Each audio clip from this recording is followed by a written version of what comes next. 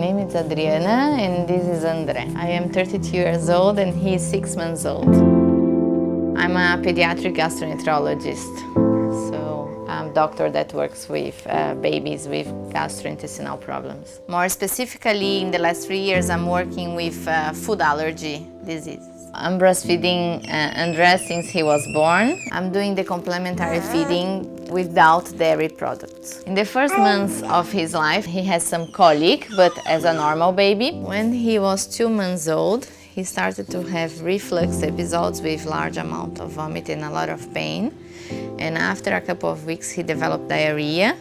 And also he stopped to gain weight. Babies that we see with exclusive breastfeeding and cow's milk allergy usually present within the first 6 months of life. The first thing the parents notice is what is called colic. They're irritable, they're screaming, they're difficult to settle, they back arch, they stiffen, are unable to lie on their backs, and sleep is often disturbed. As they begin to drink more milk, they'll regurgitate, so they'll vomit, and that's called reflux. Sometimes they'll develop skin reactions, parents will complain of nasal congestion, or there'll be a change in bowel habit. And with the stooling, they may have diarrhea, or they can even have constipation. So the symptoms vary, but there's usually a progressive sort of pattern of symptoming. I think the combination of symptoms of vomiting, pain, poor weight gain, and diarrhea that were like alarm signs for me to think about cow's milk protein allergy.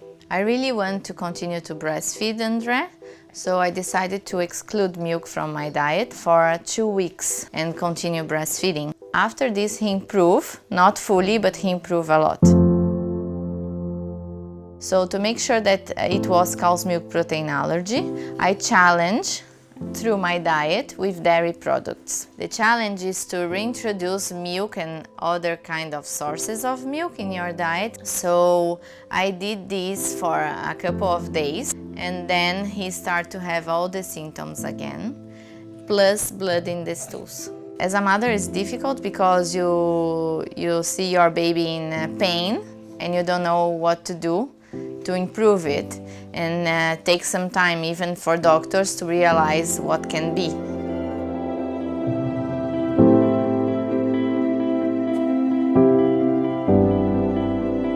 The problem in cow's milk allergy is the lack of a specific diagnostic test. Babies with breastfeeding who have cow's milk allergy, I think, are harder to diagnose. It's a diagnosis that's complicated, and many parents will have a lot of frustrations. We are all working to improve that. And it's not because your doctor doesn't understand, it's just because often it'll be mixed up with lots of normal symptoms. And often it's the multitude of symptoms that combine together before people realise that this is cow's milk protein allergy. The first time that I decided to eliminate cow's milk from my diet, I did it, but after the challenge and the symptoms got worse, I decided to be more strict. So I was looking carefully all the labels in the supermarket and also making sure in restaurants. The symptoms started to disappear one by one. He improved a lot. After 3 weeks, he had full improvement of all of the symptoms.